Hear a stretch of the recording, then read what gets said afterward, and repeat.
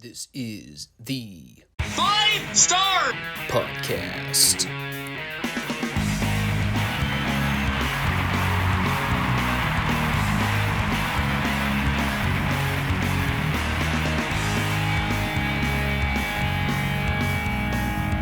Let me talk to you.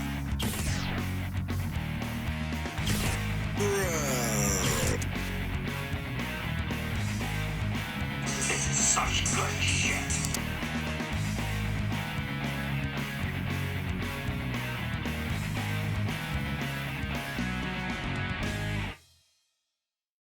What do you guys want to talk about? You all know what time it is. Back for another Friday installment of the FSWR Report. Another one where I go into the recording session with absolutely no cold open or pre-planned talking points.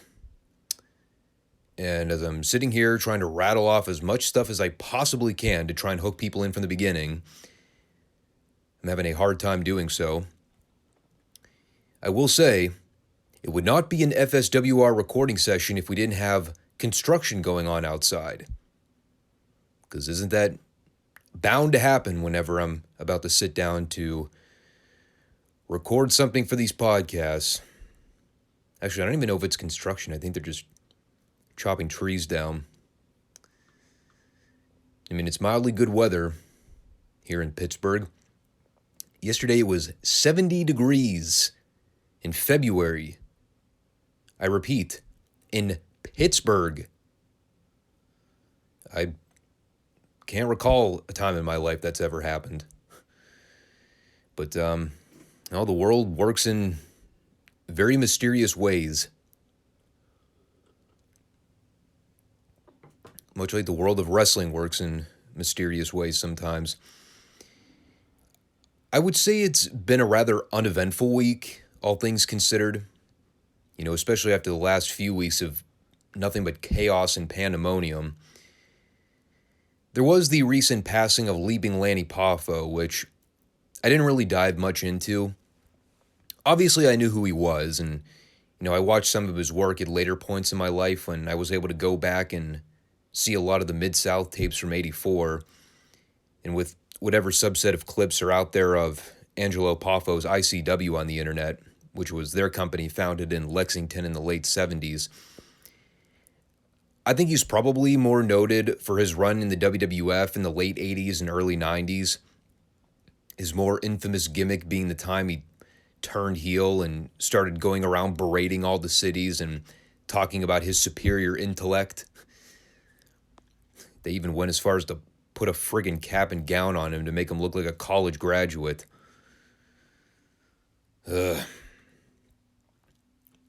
Just more of the same when we talk about the horrible cartoon era of the World Wrestling Federation. We're living it in real time right now as we go through the archives of Retro Raw from 1994. It's just one goofy comedy character after another. And yes, obviously the younger brother of the late Randy Savage. Unfortunately, just one of those talents that was a little before my time. But someone who was also part of a family of great wrestling minds, a natural in the ring when it came to athletic ability. Tell you, man, the stuff I watched him do in Mid-South was way out of the realm of what I was used to seeing up until that point. Especially when you go back to like 82 and 83 when the territory was mostly filled with guys like JYD and Hacksaw Duggan and Ernie Ladd, guys of that nature, like all the big muscly powerhouse workers. And then by 84, here's this Leaping Lanny Poffo fella doing all these impressive high-action moves, moving around the ring like a cat. Like his agility was outstanding. Definitely somebody that'll be truly missed. It's just another one of those unfortunate realities when you realize that as of 2023, both the Macho Man and Leaping Lanny now gone. In the case of the Macho Man, going on what? 12 years? Wow, has it really been that long? Time flies. But what do you say we get into the realm of this week's show? Because we got a lot of ground to cover. Certainly with the retro material for this week's show. And we'll obviously kick things off with the Dynamite Report and knock that out real fast. So guess what Dynamite hosted this week? In a concerted effort to rib me from the get-go, the one thing I constantly complain about was SmackDown. How every single show opens up with Michael Cole going, "It's fight night!" Evidently because about 95% of SmackDown opens up with something involving the Brawling Brutes. So what should they open with this week but Excalibur and that raspy, annoying Mark voice going, "It's championship fight night!" I was like, you've got to be kidding me. Now Excalibur is channeling his inner Michael Cole. As if that's what we really need in the world is more Michael Cole impersonators. We've already got enough of them in WWE calling the other play-by-play shows. So that kind of irked me. But I think the other more important question is, why was it championship fight night this week? Well, because it's AEW. And every single episode of Dynamite needs to have some kind of theme or gimmick attached to it. Because, in their mind, every episode of Dynamite needs to be special. Thus, as a result, because every episode of Dynamite is treated like it's a special event, no episode of Dynamite is actually special.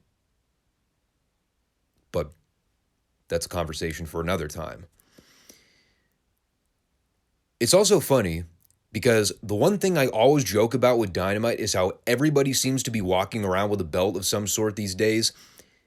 Thinking to myself, if it's championship fight night, how are they supposed to have 117 matches for all the belts in 2 hours?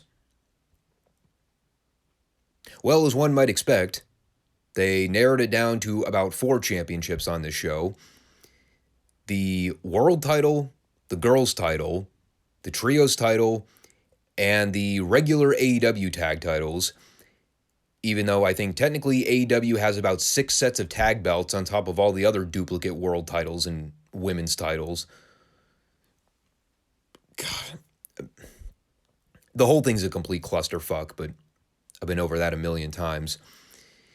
Everyone has a belt, so it doesn't really matter who the champions are, because none of them are special at this point, with the exception of the world champion MJF, because at least he comes off as a special attraction and only wrestles sparingly to begin with. Naturally, speak of the devil, he was in the opener with Takeshita, a match that they did actually take the time to promote last week in that 45-second backstage altercation, wherein I joked about the hilarity of watching Renee Paquette just casually insert herself amidst 2 grown men having a street fight so she can plug this match for the following program. It was the best thing they've ever filmed. So this was round 1 of the title defenses. The AEW World Champion, top guy in the organization, curtain jerking the television show against an underneath guy who merely comes off as nothing more than another Tony Khan play toy. Because he does this with so many guys where he'll find some internet darling, completely unknown to virtually everybody except a very small subset of indie marks. He'll spend about 4 to 8 weeks just pounding and pounding and cramming and forcing these people down our throats saying, appreciate him, love him, do it. He's good. He did it with Orange Cassidy, did it with Danny Garcia, did it with Dante Martin once upon a time. And what are those guys up to these days? The answer is not a whole lot. Garcia's wedged into career purgatory with Jericho's faction. Dante Martin's part of a losing team in a trios match later on, and Orange Cassidy's on the federal witness protection list. Now, admittedly so, I think Takeshita is a vast improvement over all 3 of those dudes combined. The only thing that kind of hinders his ability to be a megastar here in the States, unfortunately, is the promo ability. He's got the size, he's got a good look, and he comes off like a natural babyface on camera. And he's got some personality too. Especially when he's in there with a slime ball like MJF. It really underlines the strengths of both individuals. And the match was good. It was a very modern style match where it plays more into Takeshita's wheelhouse of being more move-centric.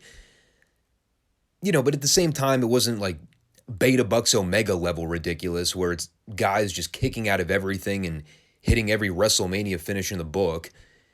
The match made sense. It had a story tied in where MJF worked over Takeshita's left arm early on to try and weaken that. MJF still utilized all his regular heel tricks to slow the pace down and garner heat from the crowd. The spot where Takeshita gave MJF the clothesline off the top rope and MJF landed perfectly on his feet, that was mildly impressive.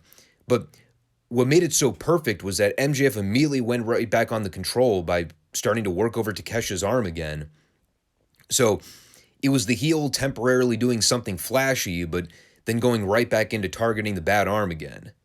Just to remind everybody, no, I'm still a bad guy. Yeah, I can do all the cool athletic shit, but I'm still a douchebag, so boo me. And again, the match had ebb and flow. It was something that the bulk of the AEW crowd would like because they got to see guys do moves. But for somebody like me that tends to enjoy matches that are more centered on story and drama, it had that too. And I even kind of like the idea of MJF going over moderately clean with the armbar tap out. Like, he had to strain to get the babyface to finally give up, which made Takeshita look good. But it's a circumstance where it makes sense to have the heel tap out the babyface clean. MJF's the world champion. Takeshita, for where he is right now in his career, is an underneath babyface who's trying to work his way up through the ranks. So he doesn't really lose anything by submitting to the top heel's finisher.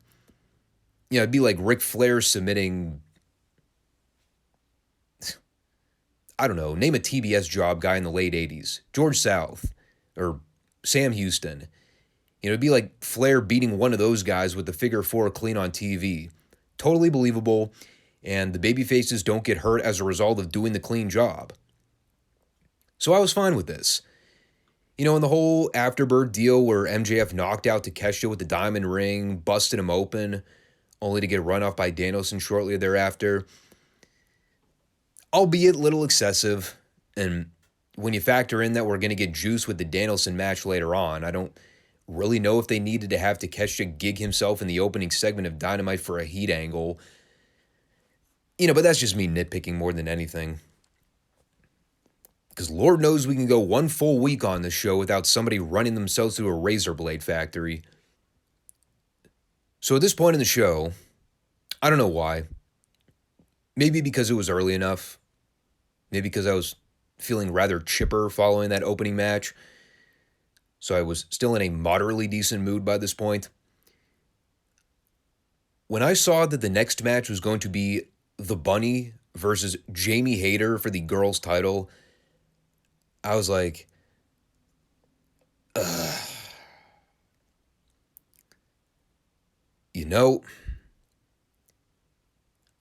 I'm fixing to hit the fast forward button now and preserve my sanity. But you know what? I'm going to fucking watch this thing. It's going to suck. I know it's going to suck. It always does. But I was mildly curious. I hear a lot of people talk about how much Jamie Hayter's improved in the last year or so as a wrestler. Far be it for me to ever call into question the validity of the average AEW fanatic. But I said, let's give her the old college try. Maybe it won't be so bad. Well, it was bad. It was not the train wreck level I was expecting it to be, at least until the finish. But I wouldn't necessarily say I was proven wrong by my insinuation that these women's segments in AEW are always death TV. Normally, they bury these things in the middle of hour 2, so it's easy enough for me to just skip right over it and go directly to whatever the main event is, because the girls are such an afterthought on the show to begin with. I guess their logic this week was just to say, get it out of the way and let's be done with it. We might lose a boat ton of viewers directly after the MJF match, but at least we might keep a chunk of the returning viewers for the rest of the program afterwards. So whatever their so-called logic was when piecing the show together, I still think these women's segments do nothing but wear the show down. And again, it's not just me implying that. You don't believe me? Look at the ratings, folks. And again, up until the finish, it was not horrendous. Jamie Hayter's fine. The bunny is bad. She's not Bad Bunny, that's for damn sure. During my leisure viewing experience, I believe I heard Taz inform us that the Bunny was part of AEW's first ever women's match back in 2019, which was laughable in and of itself. But I also believe I heard him say that the Bunny actually won that match, which was even more hilarious. And here she is 3 years later on national cable television, and she still looks like she's in week 1 training at wrestling school. The more things change, the more they stay the same, right? Again, I have no idea what the fuck happened with that finish, but we'll just chalk it up to mistiming. It was obvious they called an audible there after the botched second overhead suplex attempt. Bunny came down, landed right on the back of her head. So I think at that point they just said, let's go to the finish and get out of there while we can. So Hayter ended up going over with the lariat. And they literally just came back from a commercial break like 30 seconds prior. By the way, side note here. I believe this was also the point in the program where I determined that AEW officially has the single worst commentary team in all of professional wrestling. Never in my entire life in watching a wrestling show have I seen commentators act like jagoffs more than these 3 doofuses do. I'm serious, man. Taz, Shivani, and Excalibur are awful as a commentary team. They suck a wet dick. Excalibur's always been garbage. Shivani's phoned it in since day one. And while I do sometimes appreciate Taz's zero fucks given attitude, especially when something stupid is going on, when he and Shivani are spending more time goofing off and cracking jokes instead of calling what's going on in the ring and trying to take things somewhat professionally, it makes the entire show look low rent. Which has been since day one, but I mean, you get where I'm going. I hate this commentary team with a passion. So that's what I got out of the segment. Bad match, but it was the most of the girls' division I've watched in AEW since the Full Gear pay-per-view. Since that point, apparently a lot has happened. Tony Storm and Paige are now heels for Christ knows what reason. Britt Baker is a babyface again. They're still teasing the eventual breakup with her and Hayter, and by the time it actually occurs, I can't think of a single person that would possibly give a flying fuck. And now I see why I've been vindicated in skipping over about 99% of this crap every time I see it. So then we had this MJF pre-tape in the back, which might have been one of the greatest monologues he's ever done in his entire career, solely due to the complete 180 this took by the end. It begins with him recounting a story about his high school crush. He says that during his life in overcoming adversity, getting all kinds of speeding tickets for being a reckless driver, it all came to a head one night where he and this girl were out having a good time, doing what high school kids do whenever they're behind the wheel, being stupid. This somehow led to MJF ramming his car into a telephone pole at almost 100 miles an hour, a head-on collision. And when MJF woke up, there was blood on his hands. He could hear EMTs close by.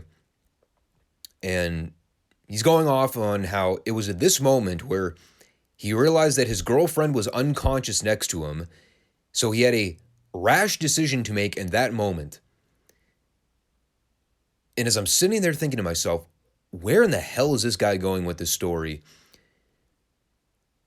His punchline at the end, after this very heart-wrenching story, is that while Max and his girlfriend are in a dire situation in this wrecked vehicle, while the cops are coming to attend them, MJF made sure that his first course of action was to move the dead girl's body in the driver's position so that it looked like she was the one that totaled the car. And admittedly so, because I consider both myself and MJF pretty cold-blooded human beings, I laughed at this. It's beyond absurd, and not for a second do I buy that this was a real situation that ever happened. But do I believe that this is something the MJF character would do in a heartbeat? Oh, fuck yes. Which is why it's so goddamn funny. Nothing is too low for MJF to stoop to. Even throwing his dead girlfriend under the bus by making it look like she was the cause of the car accident. Because obviously that's the first thing MJF would think of in a situation like that. How do I make this look like she did it? And that I was just an innocent passenger the entire time? And yes, it also does call into question the legal ramifications of MJF openly admitting to reckless endangerment on live television, possibly even tampering of a crime scene. Will he be fined for this? Will he be arrested? I don't know. It would kind of be funny if the cops just showed up to MJF's doorstep this week and arrested him on the spot, making sure the AEW camera crew was there to conveniently film it. Nevertheless, I thought this is a 5-star segment. Tell you what wasn't a 5-star segment was what happened next. Completely at random, unannounced, they had an arbitrary, spontaneous gauntlet match where Ricky Starks was supposed to run through all of Jericho's Jagoff Asshole Society in order to get a match with him, not at the pay-per-view, not even next week on Dynamite, but on this very show, on top of all the other crap they had booked for the program. They just decided this would be something good to throw together for a top-of-the-hour segment on Dynamite, instead of, I don't know, maybe actually using this as a real story to build up a Jericho Starks one-on-one match for the Revolution pay-per-view, which I already have no desire to see, because A, we've already seen the match, and B, Ricky Starks already beat him clean on television back in January. So why do we need to see the fucking match again, aside from, well, we need more excuses for Jericho to keep running roughshod through this company? I don't know. So it starts with Ricky beating the 2.0 jobbers in very quick succession, Mac Daddy and Cool Hand Luke, because after all, Jericho was taking these guys under his wing when he formed the group to begin with. He saw star potential in all of these men collectively, which is why he acquired their services to be part of the JAS crew. So in the case of the 2.0 guys, they get beat flat in like 2 minutes. Great. At which point, out come Sammy Guevara and Danny Garcia, and while they both get on the ring apron at the same time, they do the fake-out deal where Garcia tries to get at Ricky first. Guevara tries to get at Ricky first, but it's Garcia who jumps in the ring and starts beating on him. So then Garcia and Starks have a match that goes through a commercial break. During this time, I keep wondering to myself, if Ricky's supposed to go through all members of Jericho's faction, where in the hell was Jake Hager during all this? Never found out where he was. Probably in catering or lounging somewhere in the back doing nothing like he's done for the majority of his AEW run. So eventually the fight spills out to the floor, At which point, Starks gets cold cocked by somebody in the front row under a lucha mask. It's obviously Chris Jericho. And if we were supposed to believe that this was a mark, that's one thing. But why was this guy not immediately flanked by security and taken away, had that been the case? The announcers are sitting there trying to sell us on the idea that this was a fan. Meanwhile, if this were real, there's no way on God's green earth that guy would not have been immediately pulled away and taken by security. But that's the genius mind of Chris Jericho that was apparently putting this segment together. So with Starks basically rendered unconscious, Garcia throws him back in the ring, and he just straight up pins him.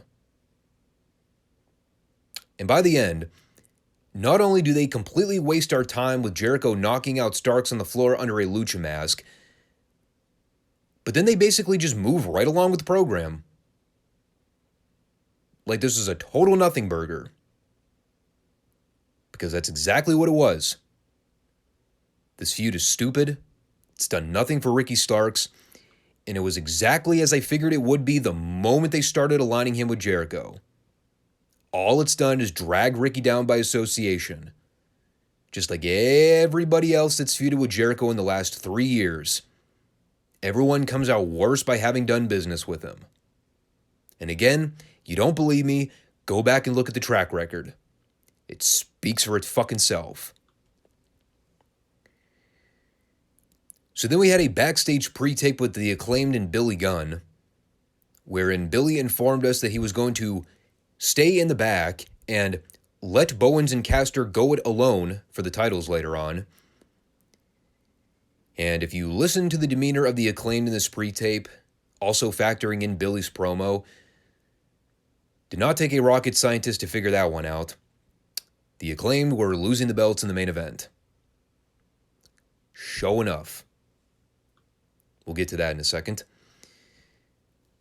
Before we do that, though, let's talk about the top of the hour match with Roosh and Bryan Danielson, because this was quite the roller coaster ride of emotions. Now, if you watched last week, they shot the angle in the back where MJF gave Roosh about $600,000 to take Danielson out by hook or by crook. Fast forward 1 week later, you got Danielson and Renee in the trainer's room while they're attending to Take a Shitta. Doc Samson's cleaning him up and looking over his bloody forehead. And while this is going on, we hear from the other side of the door what appear to be power drills and goofy middle school boys laughing. And while we do not see these men, we were apparently led to believe that this was Jose the assistant and somebody else. I think Excalibur at one point said Preston Vance, who I could have sworn at one point was associated with the job order, but apparently now he's aligned with Jose the assistant for, again, Christ knows what reason. But somehow, some way, these men were able to lock Danielson, Takeshita, and Renee inside the trainer's room, totally overlooked while they're essentially using power tools to barricade the other side of the door. They managed to somehow pull this off within the span of about 3 seconds with no issues at all. Now, I don't know about you, but as somebody that has used implements such as power drills to secure wooden boards or nails in place, this is not something under normal circumstances that takes under 3 seconds to do so. Particularly not when one is attempting to barricade an entire door frame. So, either these were magical silent power drills, which if that's the case, I had to get me one of those, or they just didn't think this through very well. That was at least comedy. Meanwhile, Roosh is making his way to the ring for his scheduled match. The commentators are just kind of sitting there with their thumbs up their asses going, well, that's not good news. Someone ought to go help. But in the meantime, we'll just sit here and contribute nothing. So after Rouge gets in the ring, out comes MJF, and he gets in the ring to remind Aubrey Edwards that if Danielson is not able to make it to the ring for their scheduled match, then she will have no choice but to count him out. So in probably one of the greatest things I've ever seen Ref Aubrey do on the show in her entire run with AEW, she begins the intentional slow 10 count to Danielson, which had to be an inside rib on their part, factoring in how much I constantly joke about how Aubrey and the rest of the AEW officials take about 6 hours to count to 10 during normal matches. But now, Aubrey is deliberately counting slow to mock MJF because even she knows that he was in on the hit job. And she's so great here. She goes, 1. And she turns to scowl at MJF. She goes, 2. And she slowly turns to scowl at MJF again. And while she's taken about a month to reach the count of 10, MJF is standing there in her face going, "Count faster! Faster, you bum!" Meanwhile, Aubrey, totally no-selling it. Very nonchalant. She's just fucking taking it from this Weasley dweeb. It is by far the best interaction I've seen between a wrestler and a referee on television. And you know, I'll say this about Aubrey, man. She comes with her pros and cons, but I think out of the entire cast of the AEW officials, Paul Turner is the most legitimate of the bunch. Aubrey Edwards, I got a soft spot for her. She has her moments where she just comes off as the greatest referee in the entire history of wrestling. Other times she's insufferable, but on this show she was very good. Also, the concept of MJF referring to Aubrey as a bum, of all derogatory slurs he could use, he chose the word bum. Not what I was expecting, especially coming from MJF. So during this, Danielson managed to free himself from the trainer's room by ramming into the door and knocking it over. So as it turns out, whatever Jose used to secure this door from the other side failed. And while Danielson's making a beeline for the ring, while Aubrey's doing the slowest 10 count in the history of wrestling, which for AEW is really saying something, finally Danielson gets down to the ring and slides in before she reaches 10. And while MJF heads off for the commentary desk, Rush is immediately on the attack to Danielson. And this was one of those matches that I think really kind of put into perspective just how completely incompetent Tony Khan is when it comes to bringing in new talent and spotlighting them effectively. When Rush showed up in AEW, I can't even remember. Wasn't he some hired gun for Andrade or something? I remember he showed up totally at random in a backstage pre-tape with absolutely no hype or fanfare. And they're just like, here he is. It's Rush. Now you should all care. And they never did anything with him for the longest time. They finally canned Andrade. And after about 6 to 8 months of doing nothing with the guy, now is the point where they figure, maybe we should actually try and spotlight this guy now. And I even remember saying the first few times I saw Rush work in AEW, the guy's a good athlete. I saw a little bit of his stuff under the old Ring of Honor banner years ago, and I thought he really stood out, especially in that company. He has a great look. He's got a great, mean, smug heel face. And his work is a little rough around the edges in some areas, but, you know, he's not like the lucha fucks where he'll just do flips and dives for no reason and have endless stamina. I don't like everything Rush does from a working standpoint, but the guy's got a lot of upside. And I thought him and Danielson had a really good match here. Again, the blood thing with Danielson didn't really resonate with me. Again, especially after seeing how we literally just saw Takeshita bleed within the first 15 minutes of the show during the MJF angle. But even so, the visual of Danielson bleeding on top of the bad shoulder and being battered down and beaten from all the previous outings, it added to the drama of the match. I thought Rush was great just going in there and pulverizing the guy. Danielson did a phenomenal job working as the valiant underdog. I think, though, by far, what made this my favorite part of the whole show was the interaction between Tony Schiavone and MJF at the commentary desk. Between MJF calling Tony an old, decrepit man that shits himself constantly, and Tony retorting back at MJF with all those great one-liners. Like, the two just have natural chemistry with each other. And again, this goes back to my beef with the commentary team as a whole. They spend so much time assing off and cracking jokes with one another. Whenever there actually comes a time for them to play up things for laughs and engage with the wrestlers doing color commentary, it doesn't mean as much. You know, one of my favorite things here was this series of lines where MJF was putting over Roosh going, "You mess with the bull, you get the horns, they say." And he does it with the Latino accent. So Excalibur goes, "Why do it with the accent?" And Tony, under his breath, goes, "Because he's an idiot." And I legitimately laughed at that because it sounded genuine coming from Tony's delivery. You know, again, if these three were actually trying to be serious more than 50% of the time calling the regular show, it would make moments like this actually stand out more. You know, going back to the match, though, I would say the only thing I didn't like about it was all the fake headbutt and chop exchanges they were doing at the end. I say it every time, and I'll say it again. It looks ridiculous. Everyone does it. And just because it's part of the Japanese culture in wrestling doesn't mean it translates here in the States. It's phony, it's stupid, and they need to cut it out with the fake back and forth chops and strikes. You know, especially when they're no-selling it and making it look like they're barely coming into contact with one another. I hate that shit. Elsewise, very good match. Danielson wins clean, so he gets the Iron Man match with MJF at the pay-per-view. If Roosh works with guys that bring out his strengths as a worker and mask his underlying flaws, I'd advocate to see him get more of a push on TV.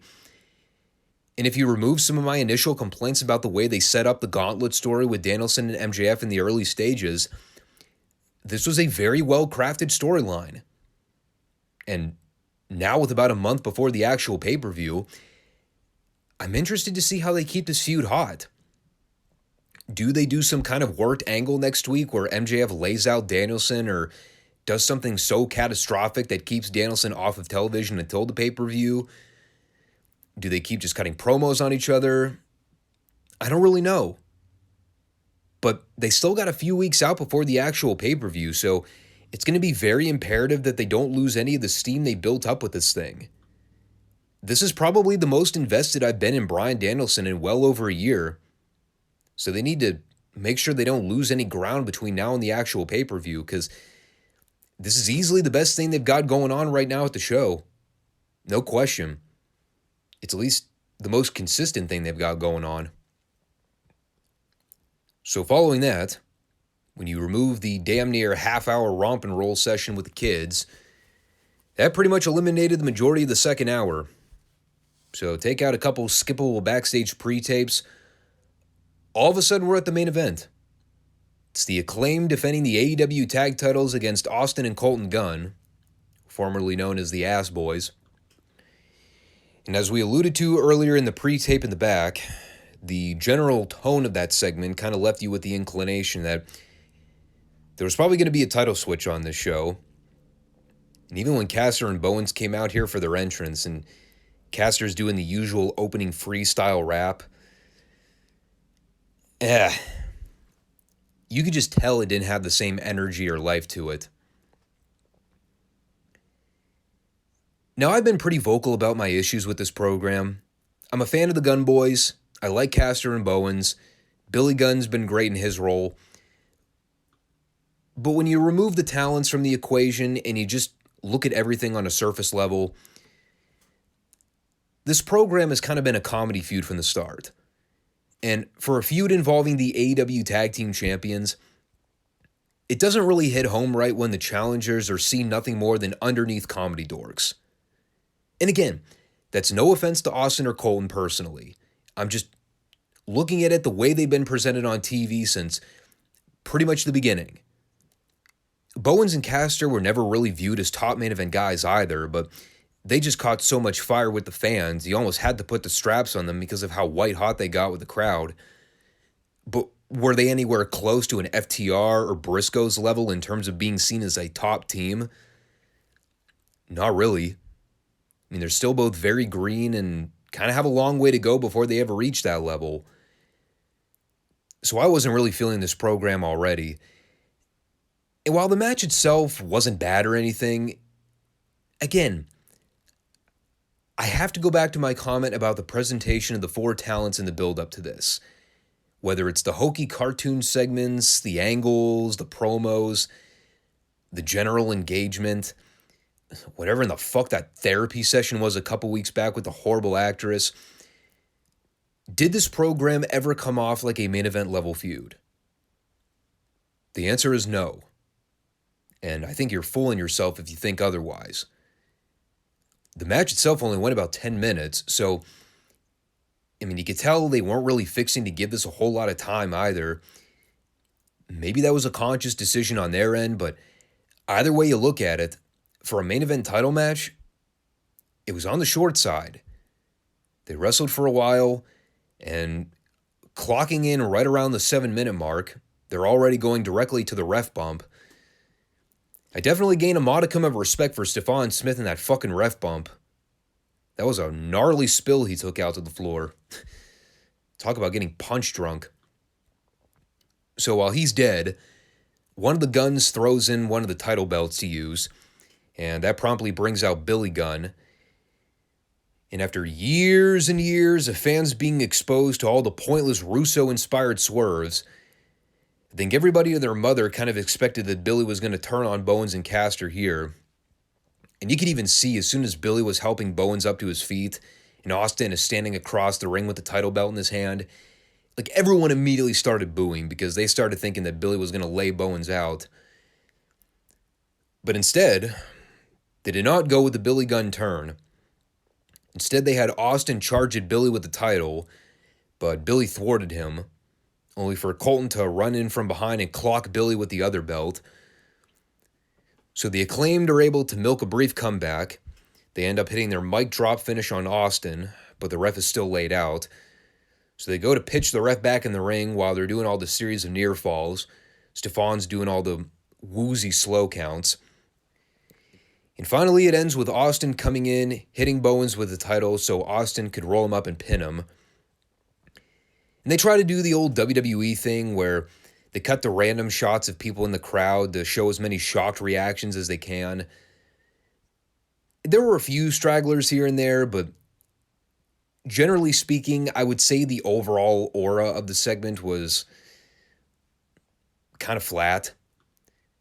Like, the people booed, but I'm yet to really figure out if it was a boo, you suck kind of reaction or the boo, that finish was bullshit kind of reaction. Because they even chanted bullshit before the show ended. It was just a weird situation in the fact that I think on their end, they wanted this to be a shocking, unexpected title change for the Gunns. But the thing you'll always hear me argue is that just because you can do something shocking or unexpected doesn't necessarily mean you should.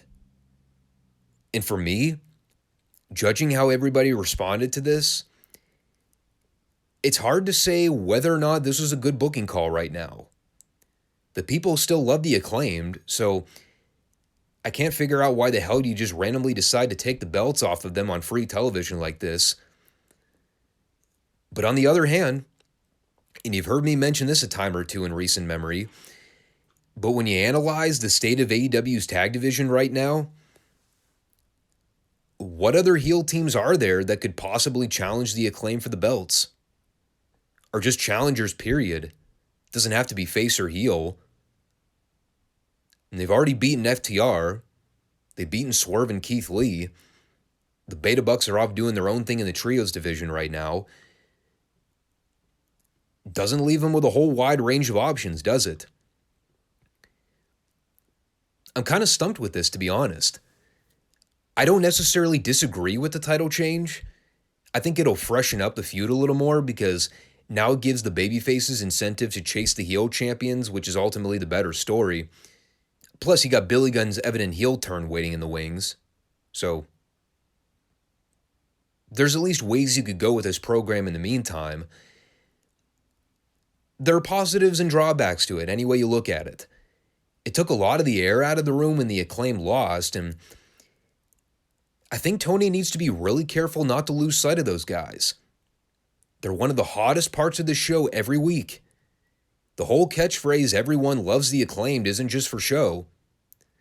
And the problem with Tony is that he has such a bad habit of dropping the ball with guys. I'm worried that the Acclaimed will end up coming off looking weak in the end. Especially if they end up having Billy turn on them and side with his boys again. Because then that kind of leaves the Acclaimed to piss in the wind with no direction or reinforcement. So I won't completely poon the decision. I'm just going to hold out hope that Bowens and Caster come out on the other end looking strong. Because I'm skeptical right now, considering Tony's track record.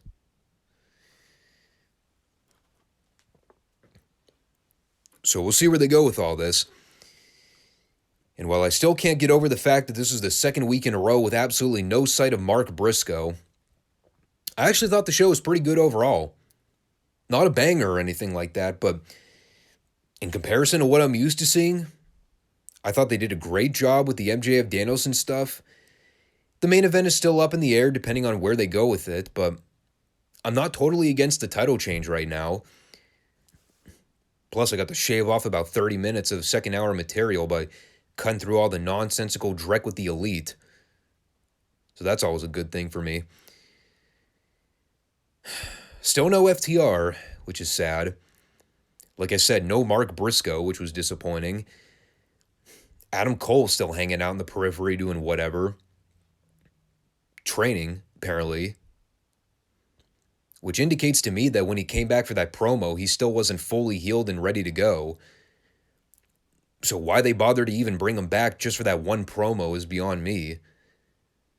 Like, if the guy wasn't ready to work again, they should have just kept him off TV longer until he was ready to wrestle. But again, that's Tony Khan logic for you. I don't get it. You know, I say it every week. The show comes with hits and misses. But for this one week, I thought they hit on a lot of good stuff. So it definitely masked the weaknesses in comparison to normal. And I will give that a solid thumbs up, especially for this company.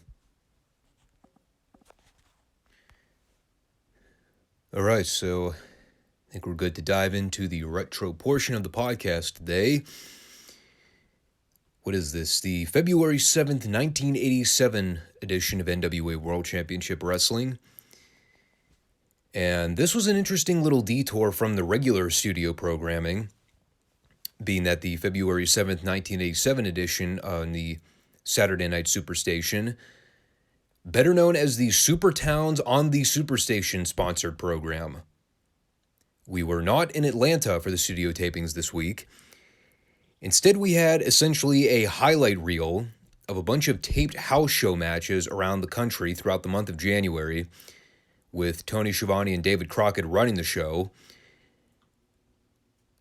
I don't really know how else to describe it, but all I know is that at one point, I believe I heard them refer to it as the super matches of the super towns of the superstars on the Superstation.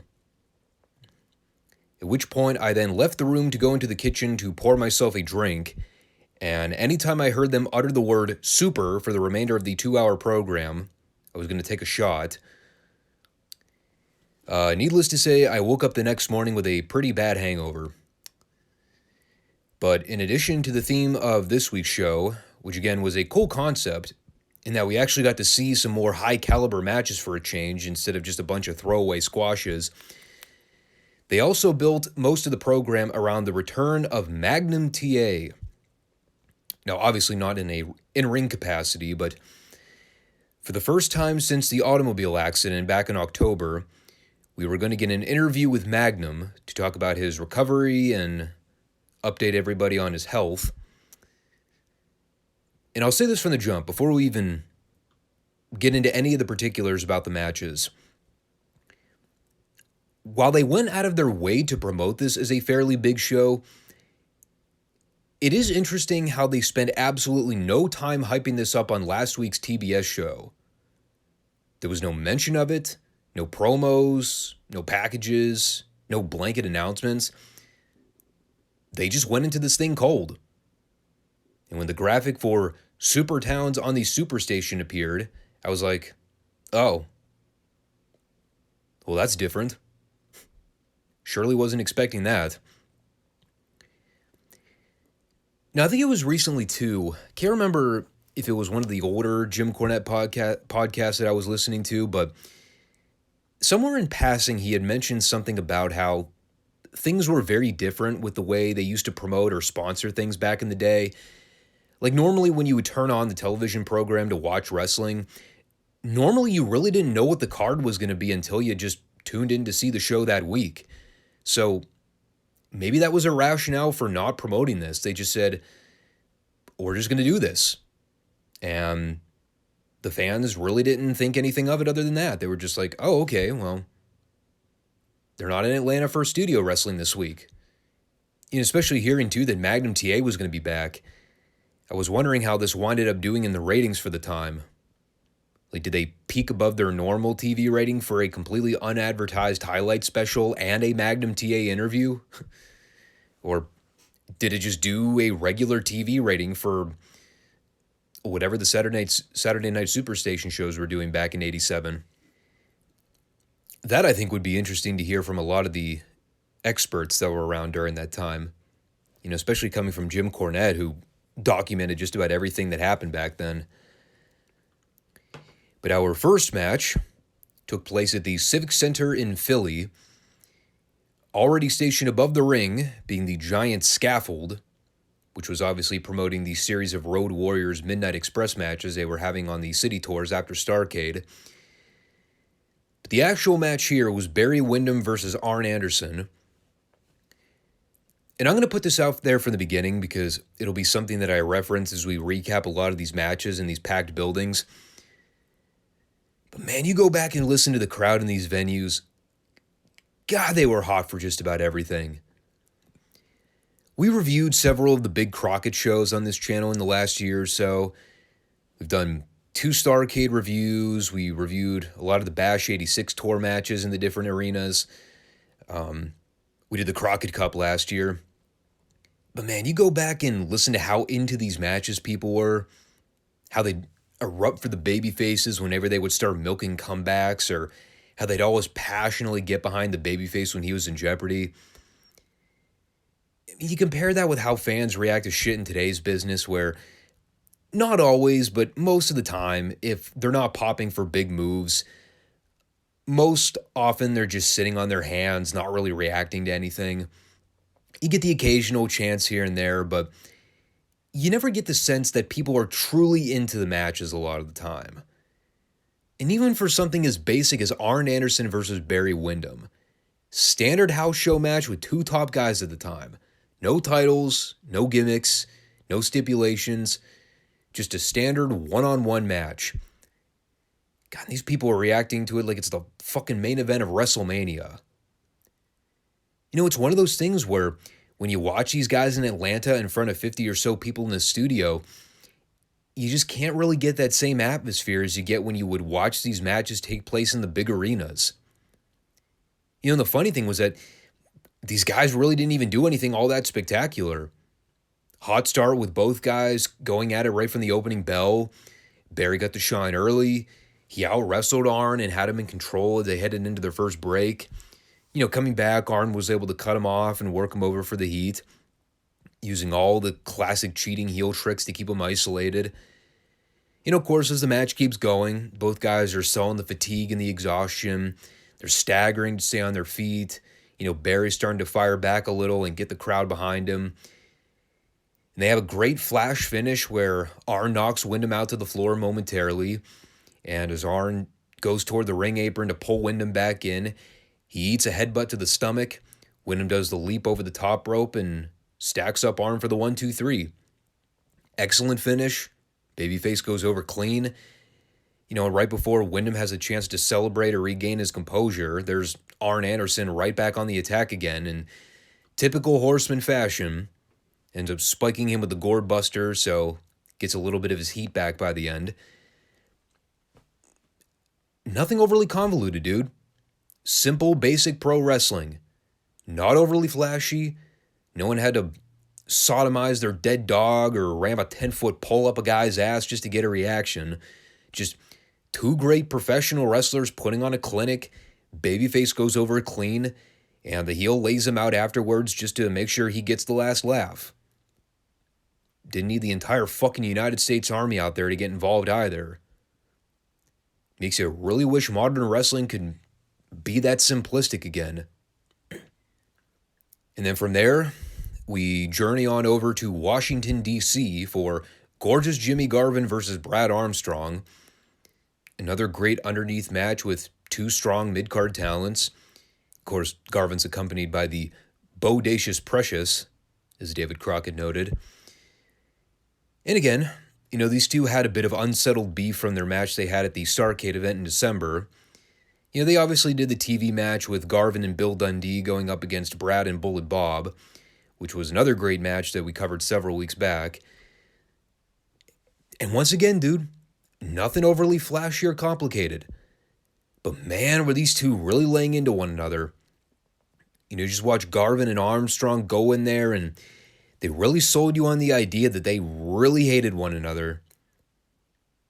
Again, something we talk about that's really missing in a lot of today's product. Believability.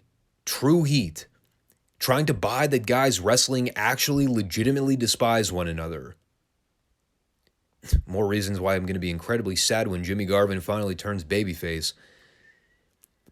It was always the subtle things that Jimmy did in his matches as a heel that made him so great. Things like fixing his hair when he had the guy in a head scissors on the ring mat, or him talking to Precious on the floor and putting over how good he was after he'd do something like drape a guy across the ring ropes or throw the guy out of the ring. Meanwhile, Precious is out there scolding Brad Armstrong to try to distract him. Those two were the best pairing. From their run in World Class up to their run together as heels in Crockett Promotions. And albeit, they kind of went with the lame DQ finish where right as Brad's starting to make his comeback, he gets dumped out over the top rope to the floor, also taking out the cameraman in the process. But, considering this is a highlight package, this was taped several weeks back, so by this point in their feud, they were still in the middle of everything. So you're bound to get a lot of these kinds of finishes when they were touring the cities. They couldn't beat Garvin into powder at every single show. Of course, now with the television show, we're in the midst of Brad Armstrong feuding with Flair and the Horsemen, and Garvin's getting ready to make a big face turn. So it's interesting to see where all this led after the feud ended. Then we come back from break, and we make our way over to St. Louis, Missouri.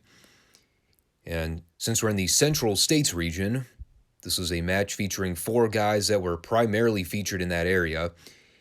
It's the Baton Twins going up against the Mod Squad, at the time the Central States Tag Team Champions. The Baton Twins were pretty heavily featured guys in the Southern States region. Of course, with them being identical twins, that was kind of their main selling point as a tag team.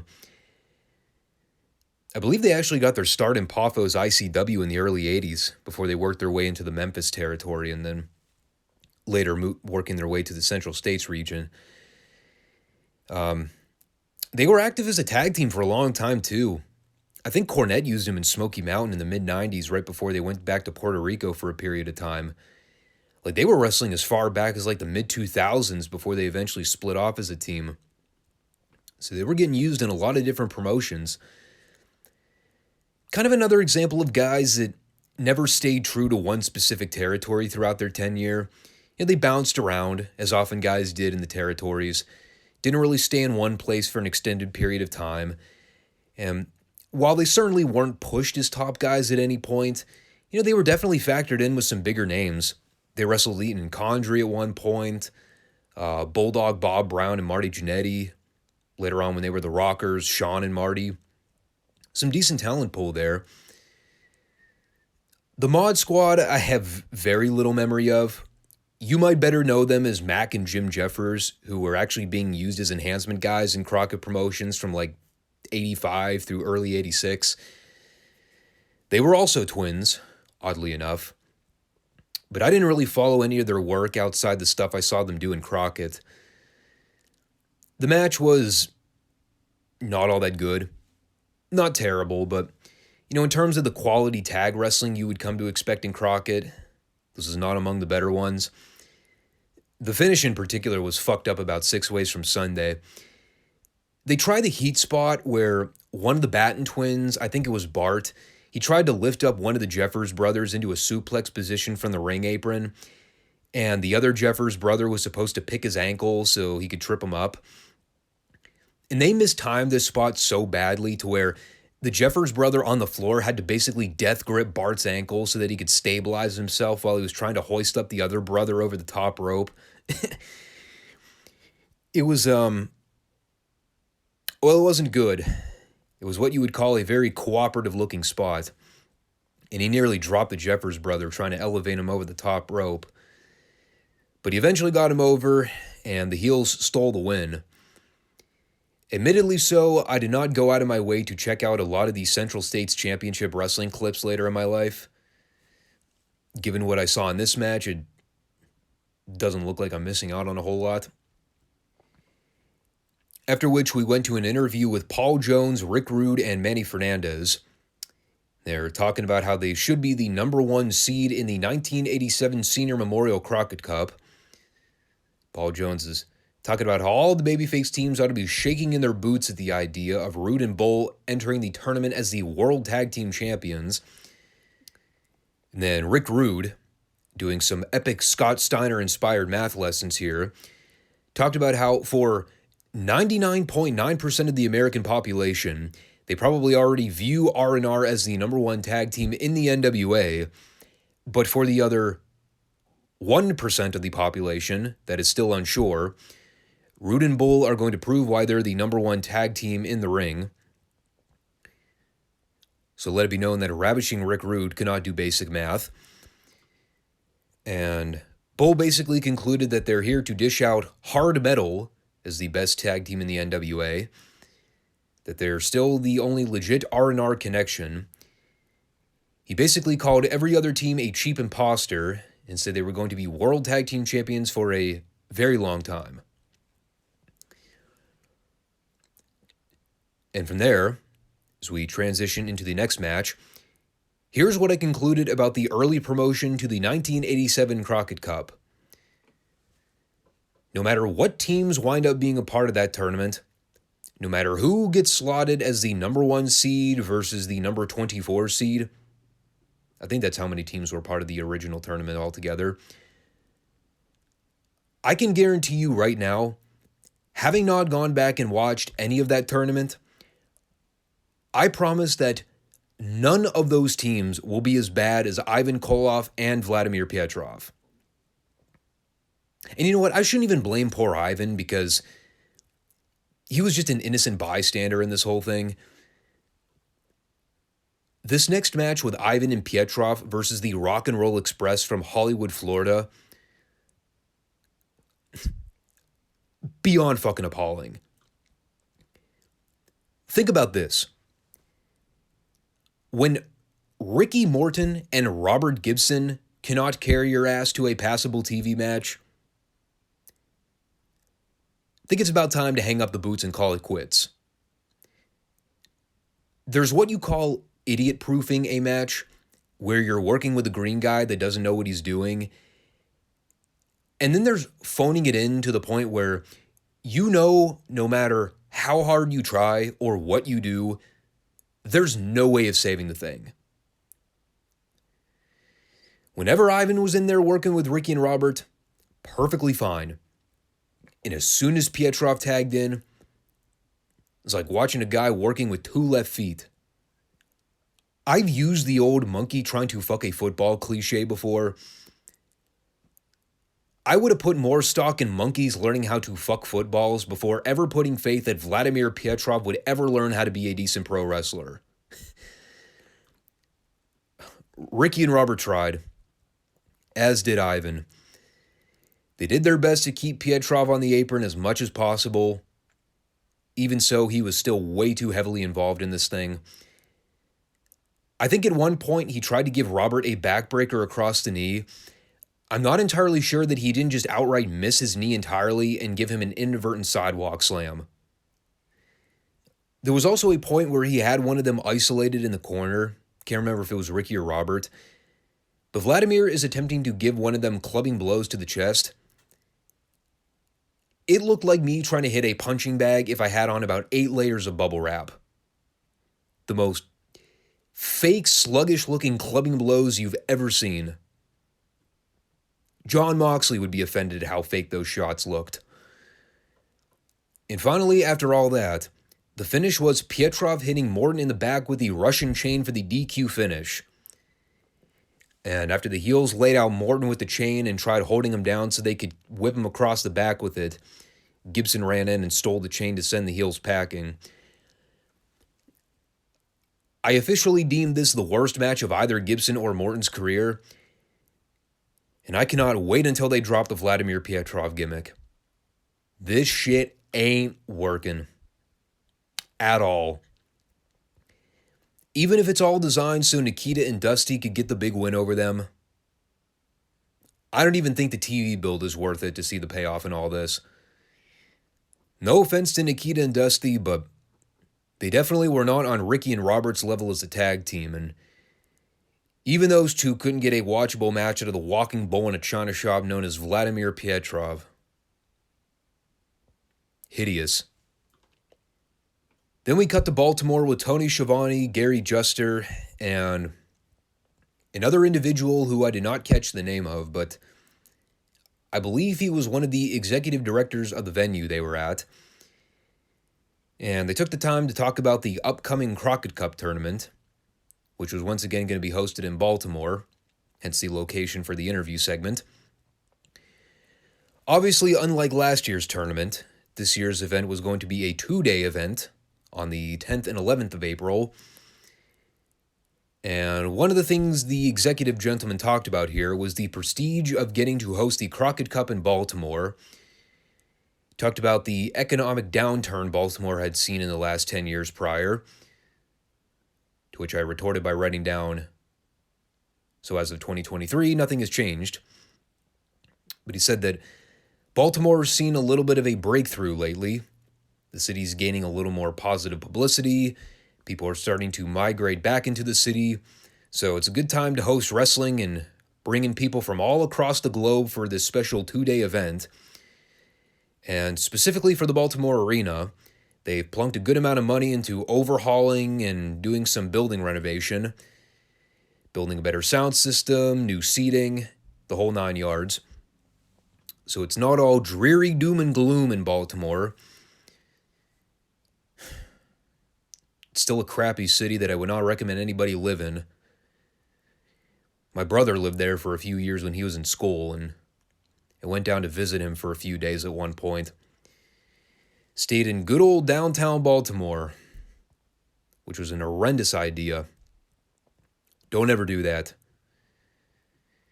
It's not as sketchy as places like downtown Philly, but not a pleasant stay. We'll just leave it at that. And it's only gotten worse in the last 10 to 15 years. Also places that I would never recommend people visit or stay in. Los Angeles, California. Or pretty much any big city in California, period. Lots of fecal matter to dodge. But this was 1987, so California wasn't complete shit by this point.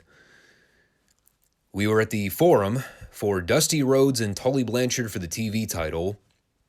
And of course, in addition to the title, we also have $10,000 at stake in this match if Dusty can manage to beat Tully in the allotted time limit. I believe it was 25 minutes still. And I'll read you my first bullet point here since we're also reviewing current WWE programming. The more I see of Cody Rhodes on television, the more he facially resembles Dusty in 1987. Better body, obviously, but God, every time I see Cody, all I see is Dusty's face. Hard to imagine why. And again, talking about the fallout from Starrcade 86, this is another program that carried over from that event. Tully and Dusty had their first blood match where Tully essentially stole the title from under Dusty's nose because of the blown call from the official. And this is every Dusty Rhodes match you'd come to expect. One of the best spots is when they came back from break, and there's JJ trying to hold on to Tully's wrist to pull him out to the floor. And of course, Dusty's stronger, so he winds up pulling both men back into the ring so he can give them both a bionic elbow. J.J. Dillon taking the greatest bump for it. Tommy Young's trying to roll over his dead body to get him out of the ring. Great stuff. Eventually, Tully's able to cut him off for the heat. And right when Dusty catches Tully off a second rope dive attempt, here come all the usual overbooked finish shenanigans, a.k.a. the Dusty finish. So Dusty hip tosses Tully directly into the ref. Arn comes down to try and help Tully get the jump on him. And when Tully goes over to get the cover, Arn throws Tommy Young back into the ring, at which point Barry Windham runs down to stop the ref's count. And at that point, the heels all start ganging up on Windham and Dusty. They end up cutting open Dusty across the eye with one of JJ's dress shoes, leave him laid out. And even though Dusty gets the win via DQ, the belt does not change hands. So you can chalk that one up to another DQ finish. But again, man, I'm going to say this, trying to compare it with what we report on in the classic shows versus what we get with modern wrestling. You see how much action they compact into such a small window, and it's still all effective by the end. How long did this match go? Take out commercials. 7, 8 minutes? Didn't need to go almost a half hour with guys kicking out of every fucking move in the book and needlessly dragging things out forever. They went in there, they got their point across in short order, and they moved right along from it. Here's a novel concept. I'm sure a lot of you younglings would probably never think twice about this, but not every match needs to be a 20-minute slog where everybody kicks out of each other's finishers. Even the top guys back in the day did everything they could to keep everything concise. Just another textbook example of when things used to be so much simpler back in the day.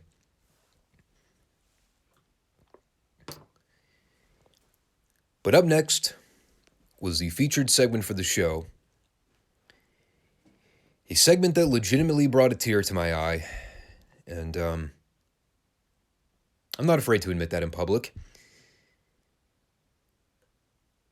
I can count on one hand the amount of times I've cried in my adult life.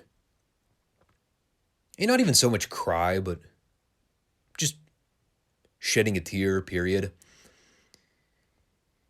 Part of it's through the art of mastering stoicism, for the good and bad that may come of that. But I'll tell you, when I saw Magnum TA here with Tony Schiavone for this sit-down, they're talking about Magnum's road to recovery, and there's Magnum, sitting there smiling, looking exactly as Magnum always did. Damn, it was so good. And obviously at the time of his accident in 86, I wasn't born yet, so I didn't really have the ability to understand what it was like for a lot of the people growing up around this point, watching or seeing Magnum personally at the time. I imagine for them, getting the chance to see Magnum here for the first time in months, knowing that he was doing better and that he was living life to the fullest. This had to be a really true special moment for a lot of people. Certainly in the history of wrestling, this is a very substantial moment. When Magnum's there talking about how this is the greatest challenge of his life he's ever had to overcome, saying that when he had all his physical capacities taken away from him, the one thing that was not taken away from him was his mind. He was able to keep that strong and work his way to overcome this huge obstacle thrown in front of him. When the doctors are telling him that there's a pretty good chance he'd never walk again, Magnum just ignored it because he set his mind to get healthier and stay strong. And that's what he's been able to do over the last several months to get back on his feet again. There was a part where he mentioned something about how medical professionals can't really explain the way the body heals itself over time. And that kind of resonated with me because that's something I've heard from my folks over the years. That's why one thing my mom always told me when I was growing up was to avoid any major surgeries at all costs. Take things easy and let the body naturally heal itself because it has a tendency to do so. And, I've been in car accidents too. Certainly nothing like Magnum experienced, but as someone that's felt that bodily whiplash, went through physical therapy and slow treatment to get better again, I take it as advice from my folks. Ain't no two smarter people in the world than my mom and dad were. If you can avoid surgery, do it. It's no offense to medical doctors or surgeons, but man, the horror stories I hear about things going wrong or botched surgeries, there's always a better way. Sometimes unavoidable, yeah, absolutely. But it definitely should be a worst case scenario. But getting back to Magnum though, he talks about how the fans gave him the strength through their thoughts and prayers to wheel Magnum back on the right track. Said they never gave up on him. They gave Magnum the ability to keep fighting to get better, knowing that the people are going to stand behind him, even if he never be the same wrestler he was prior to the accident. He says that, actually he gives a thoughtful message to a lot of the people out there, saying that with all the bad going on in today's world, with all the things that are outside of our control as human beings, the one thing we can all continue to focus on are the core beliefs that make us who we are. The things we hold true that make us better people in the end. Whether it's family, religion, goals, ambitions, what have you. One of the things he did here was talk about his rivalry with Nikita Koloff, and he addressed how Nikita finally came to understand what the true American dream was all about. Says that there are great people all over the world that come from different ethnic backgrounds and countries. It's the sinful belief system that inhibits a person's ability to see others as moral human beings. That's where the wickedness and true evil comes from. Nikita's Russian background, that wasn't the problem. The problem was Uncle Ivan instilling all the anti-American propaganda in his head that made Nikita a bad person. And he finally came to understand that America is the true land of freedom and opportunity. And that's what shaped Nikita into who he is right now.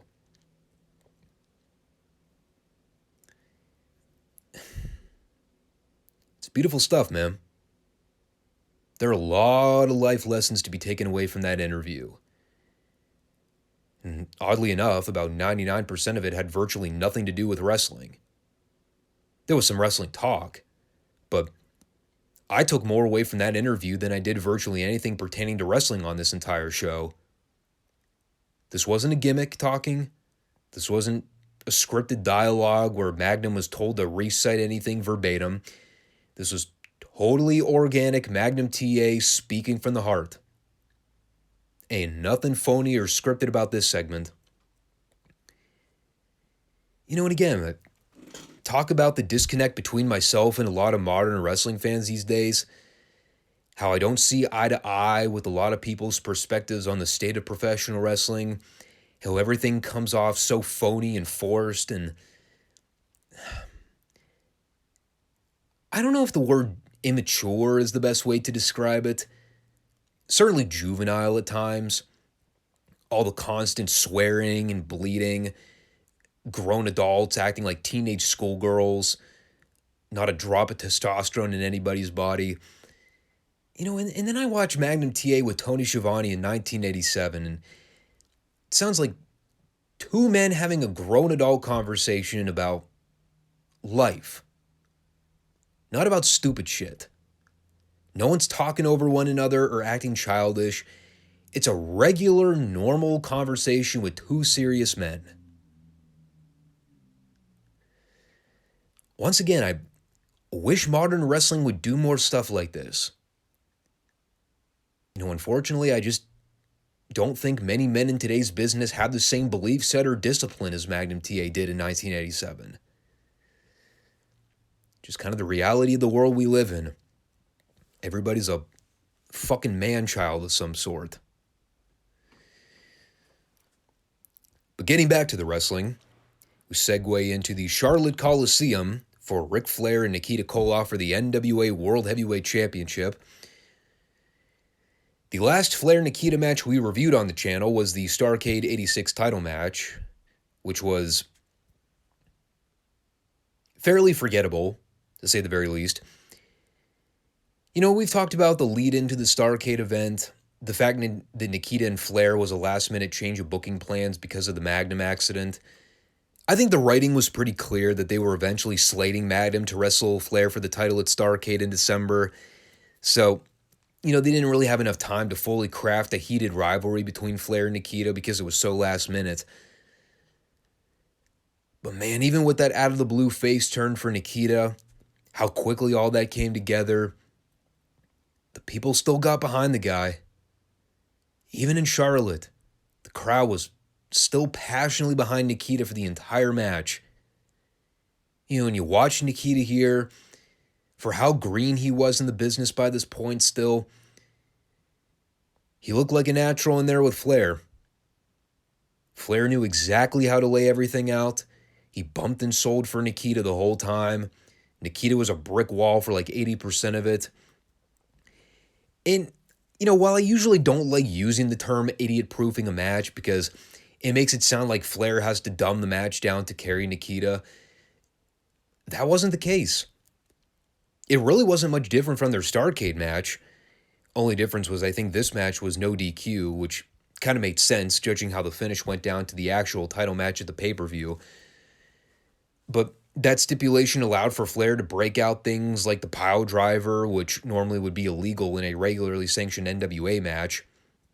Of course, Nikita no-sold it and popped right back up to his feet, and then Flair immediately shit his pants. They come back from break with Nikita working over Flair in the figure four. And they mention how even if Flair reaches the ropes, Nikita still doesn't have to technically break the hold. So, of course, Flair gets the ropes, and Tommy Young has Nikita break it anyway. So even in 1987, nobody understood the concept of no DQ matches. But finally, Flair's able to break free and pull Nikita out to the floor. He goes to drive him into the ring post, which Nikita counters and throws Flair into it. To my utter surprise, as I wrote down, Flair did not come up looking like a crimson mask. There was definitely juice, but it was mildly tame for a Ric Flair blade job. While Nikita's continuing to kick the ever-loving shit out of Flair, finally he lures Nikita over so he can pull him into Tommy Young, so he goes down like a sack of potatoes. Nikita ends up hitting Flair with the Russian sickle, but there's no official there to count. And that allows for Tully Blanchard to run down to give Flair a hand. Both guys end up spilling out to the floor, so Flair and Tully can do the double beatdown on Nikita. And even though the match is no DQ, therefore Tully cannot get Flair disqualified for cheating in plain view of the official, both guys can still get counted out of the ring. So Tommy Young calls for the bell before some of the other babyfaces empty out of the locker room to send the Horsemen packing. And if you ignore the way the NWA used to book no DQ matches, meaning that guys can still get counted out of the ring even though there are technically no rules, obviously you had to figure that they did this to avoid having Nikita take the fall. At that point, he was still the U.S. Heavyweight Champion and part of one of the top babyfaces at the time. So they weren't going to beat Nikita clean. And as we mentioned before with the Flair-Nikita program, the matches were never remarkable. They were nowhere near the same level as the Flair Steamboat matches later on. And reflecting on where Nikita was at this point in his career, that was kind of to be expected. But again, man, the people were super hot for him. And the way he naturally got over when he turned babyface and sided with Dusty to form the Superpowers goes to show how successful it ended up being. Even if all of it happened so suddenly with very little pre-planned forethought. That was the genius of Dusty as a booker. And for our TV main event, how apropos that we went almost a full hour and a half looking at the giant scaffold structure above the ring in all these various venues. You had to figure we were bound to get the postlude to the Starrcade encounter at some point. I think Bobby Eaton planned a lot better for the LA scaffold match, being that he wore yellow ring tights this time. And I should encourage you all, if you do not check out my review of the Starrcade 86 event, it is well worth the listen just for the Night of the Skywalkers match alone. You'll hear plenty of people shit on the idea of the scaffold match, how it was a horrible gimmick match, the matches always sucked, blah, blah. And if you go back and listen to my review, you'll hear me say that I don't disagree with the notion that the matches usually wound up sucking in terms of being wrestling matches. And that was mostly due to the fact that they weren't wrestling matches. They were never intended to be seen as wrestling matches. They were spectacles. Now, to be fair, some of them obviously came off better than others. And I even remember saying at the time of the Starrcade review, I kind of wish they had left the first Road Warriors Midnight Scaffold match at that. Because while I never saw any of the house show rematches they had, up to and including the one they just aired here in Los Angeles, when they tried the same concept a year later at Starrcade 87 with the Midnights and the Rock and Roll Express, just didn't come off very well on the second go-around. And yes, I know they did these matches in other territories. This wasn't a newfound concept. You know, I'm not insinuating that the Midnight's Road Warrior scaffold match was the first ever scaffold match. For Crockett Promotions on syndicated pay-per-view it was. You know, the Midnights and the Rock and Roll had one in Mid-South in 1984, right before they left the territory for Dallas. The only reason the Starrcade match was so famous was for seeing Cornette injure himself and blow out his ACL. Elsewise, it was a totally forgettable match. You know, even the finish of the match they had in LA was kind of lame. Not only because the camera completely missed Eaton and Condrey's fall, but Condrey essentially just jumped off the side of the structure unceremoniously and dropped out of the frame, and the crowd barely even reacted to it. I mean, to be fair, they did so many of these matches throughout the month of January. I can imagine why the Midnights were like, let's take it easy on the landings because we don't want to be blowing out our knees on these spot shows. And quite frankly, I don't blame them. It was a smart decision. You know, I just picture what the guys in the business would do today if they ever approved of these kinds of matches. It'd be Darby Allin's gimmick match before you knew it. The stupid shit that guy would be trying. I don't even want to think about it. So, that's all there kind of was to it. The scaffold match gets picked apart by a lot of people, and while I never say it was something that I was the biggest fan of, you know, it's kind of like how younger fans grew up admiring the idea of the ladder match or any of the car wreck ECW style matches where guys would crash through furniture nonstop. You paid a ticket to see someone get either killed or seriously injured in the scaffold matches. That was the selling point. And whether people want to admit it or not, they drew money for a period of time. That was before everybody got smart to the business. Dennis and Bobby were really good in these kinds of matches. They knew exactly how to lay them out. They knew exactly how to pull everything off, so it worked. Again, is it the kind of match that would get over well in today's business? Probably not. You know, I remember even TNA tried a couple of these matches at one point, and those got over like a fart in church. So I hate to really chalk the argument up to different time, different fan base, but that's really kind of how you observe it. It's a gimmick match that worked for the time and probably would not translate into modern times very well. But all in all, I'd say this is a nice breath of fresh air from the usual studio wrestling format. It was nice to hear those hot crowds again and see some higher profile house show matches with the top guys. The Magnum interview was also fantastic and something I highly recommend a lot of people check out if they want to learn just how much potential Magnum had when he was still in the prime of his career. Such a heartbreaking story when you learn what transpired after the fact and never got to wrestle a day in his life ever again. I think instinctually, even Crockett Promotions around this time was optimistic that Magnum was going to get clear to wrestle again, and just didn't happen. But you hear him in this interview with Tony, and it's the most genuine, authentic conversation in the world. That was Terry Allen, the man, speaking from the heart. And he absolutely knocked it out of the park.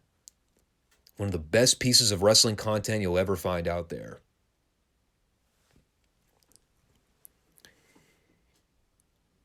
So as we get into the world-class review this week, first off, I highly recommend all of you go watch our discussion at the end of last Friday's podcast because it's going to be very essential in the overall context of this show. Because we didn't have a February 4th episode to review, we basically devoted the last 20 minutes of the podcast talking about the David Von Erich situation and what was coming up in the timeline rather soon, that being his untimely passing on February 10th, 1984.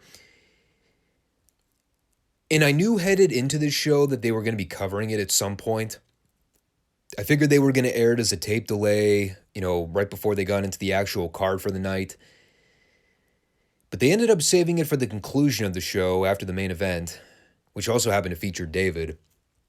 So they essentially did a tribute highlight for him and then announced his death right before they ended the show.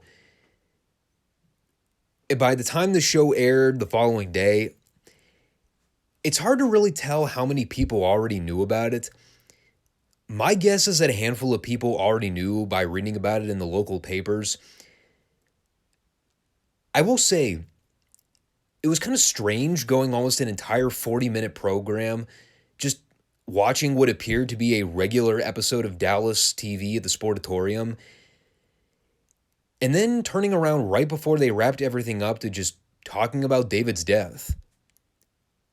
I would have thought they would have talked about it right at the beginning, but they did it the other way around. And again, the reason I encourage you to check out last week's show was that we spent a lot of time covering the story, talking about a lot of the what-if scenarios had David actually gotten the chance to beat Ric Flair for the NWA World Heavyweight title, the consequences and fallout of what would have happened afterwards, and it's a lengthy discussion, but one that I think is worth your time listening to. As of this recording, I did not look to see how my analytics did for that last video, so I'm not entirely sure whether or not people checked out that specific portion of the Friday podcast in large swaths. Judging by the usual way the Friday episodes go, my AEW reports are usually the parts of the show that garner the most attention, which is kind of unfortunate because I always think I'm a little more insightful when it comes to the classic reviews, but them's the breaks.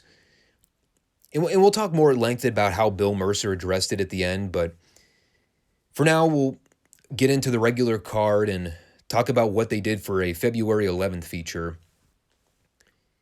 It opened with them showing a recap of an angle they shot way back in October of the previous year. If you all remember the famous match where Jimmy Garvin was still the American Heavyweight Champion, he had been doing the storyline on TV where he said he was going to defend the belt every week. And on the October 21st, 1983 episode, he had gone into a TV match thinking he was wrestling a random job guy named the Masked Avenger. Turns out by the end, the Masked Avenger was actually Chris Adams under the full bodysuit and mask. And this was going so far back in the time machine, I actually had to remind myself that this was still when Sunshine was a heel. Now, Precious was still accompanying Garvin too, but She didn't even have a name at this point, to my recollection. Like, Mercer was still calling her Sunshine number 2. And that was well before they even started teasing Sunshine's face turn. And this is a pretty eminent TV match because it was during the period where the Garvin-Adams feud was red hot. So when they rang the bell for this match, and the Masked Avenger was going in there and beating Garvin from pillar to post, when he hit Garvin with the thrust kick at the end and pinned him clean, everybody at that point knew it was Chris Adams. And he takes off the mask after the bell. The Dallas faithful all shit their pants with excitement over it. It was a great TV moment. Definitely one that's hard to forget about. And I believe, if I'm not mistaken, Chris Adams actually got the sanctioned title match by getting the win there. Because it was non-title in the first place, but I think with Adams going over there, he was able to get World Class to officially book the title rematch with him and Garvin. Because that was around the point where Garvin had been ducking and avoiding Adams at every turn and refusing to put the belt up against him.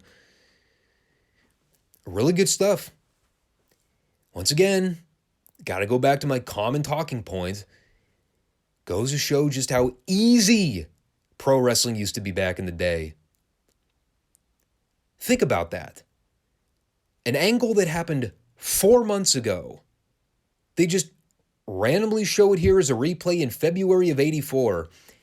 And I still remember almost every detail about that feud. Where they were in the current development, what the end result of it was. I didn't have to go back and do any research. They showed the replay of it. I immediately knew where they were in the story. Nowadays, I can't even remember shit that happens on SmackDown or Dynamite the week after it airs. I have no problem recollecting stuff they did in World Class Wrestling 4 months back on television. Think there might be an issue there? But going back to the Sportatorium for our regularly scheduled programming, it's Super Destroyer number 1 going up against Johnny Mantell. And while I don't think I've ever been able to plainly distinguish which Irwin brother was which under the Super D number 1 and 2 gimmick, I believe the one in this match would have been Wild Bill Irwin, but don't quote me on it. And here's pretty much everything I wrote down about this match. A 10-minute Broadway that felt like it went about 8 hours. Mantell got worked over pretty much the entire match with bear hugs and waist locks. And with about a minute left, Mantell fired back on Super D number 1 with some flashy babyface offense. One of which included a spot where he kicked the heel in the face with the toe of his boot and then tripped back into the ropes after losing his balance. That was brilliant. And after Super D tried to catch Mantell with a pin by holding his feet on the ropes, the premature celebration allowed for Mantell to get a near fall after a roll-up, which led to the 10-minute time limit expiration. And with the draw being announced from Mark Lorenz, my final note reads, perks to being the brother of the booker. Johnny Mantell getting out of having to do a job for one of the current reigning American Tag Team Champions at the time. I saw right through that shiznit. And then immediately following that, after the break, we pretty much delve directly into the next bout. It's Super Destroyer number 2 this time, going up against the Iceman King Parsons in a singles match. Oh yeah, and passingly mentioned here from Bill Mercer, on next week's card, it's Ric Flair defending the NWA World Heavyweight Championship against Gentleman Chris Adams. Boy, did that come right the fuck out of nowhere, right? Just gonna casually mention that one like it's nothing. So anyway, if you're asking yourself, why did they book the Super Ds in 2 separate singles matches on the card instead of just doing a tag match with them against Johnny Mantell and the Iceman? Well, the short answer is, I have no idea. If I'm not mistaken, they may have already done that match. I know they just did the Super Ds versus the Iceman and Andre as a special attraction match a few weeks ago. I don't know if they threw Mantell in there as a tag partner for the Iceman, but it sounds familiar. It was a pretty good match.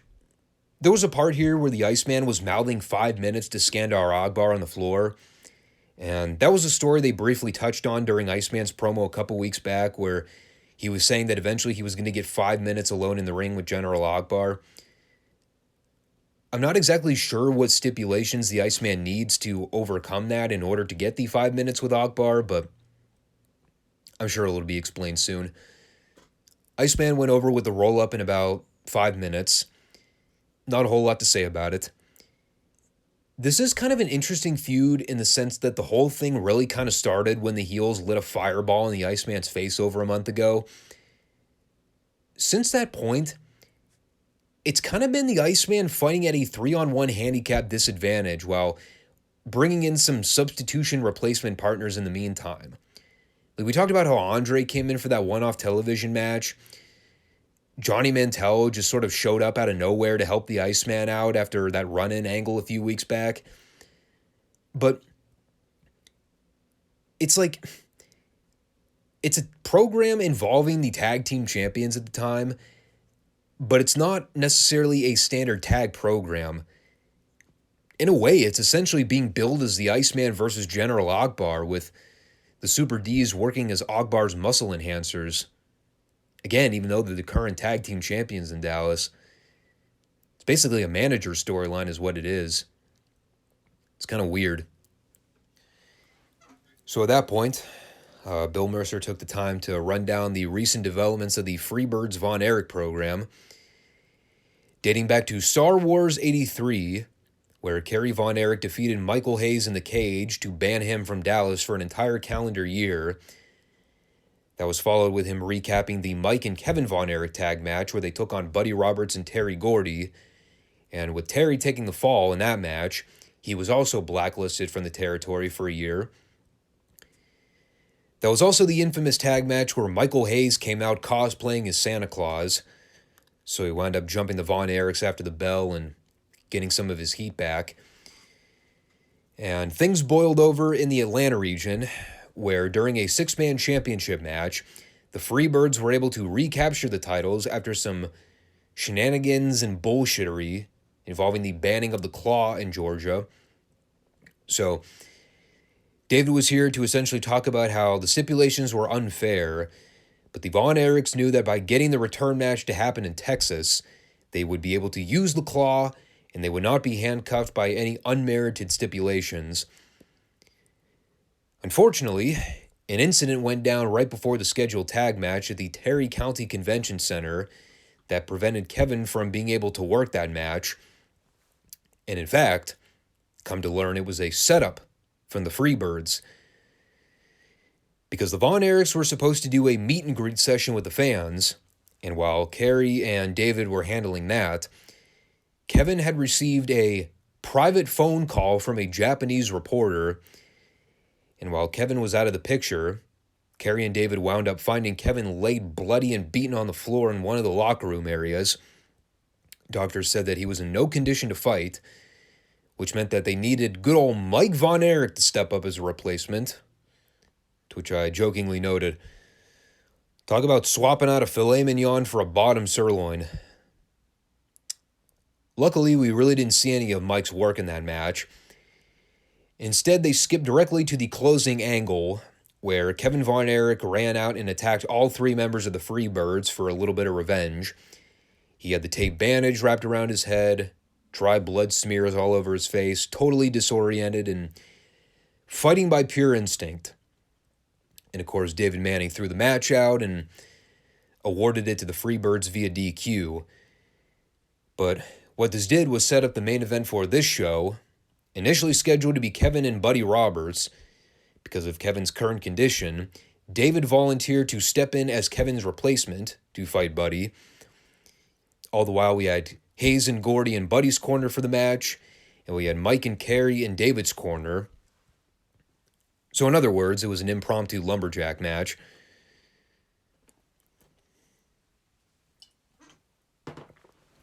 And the swerves didn't stop there, because right before they were about to ring the bell for the start of the match, Buddy Roberts backs out of the ring, and instead, he sends Harry Gordy in to sub as his replacement, in blue jeans, by the way,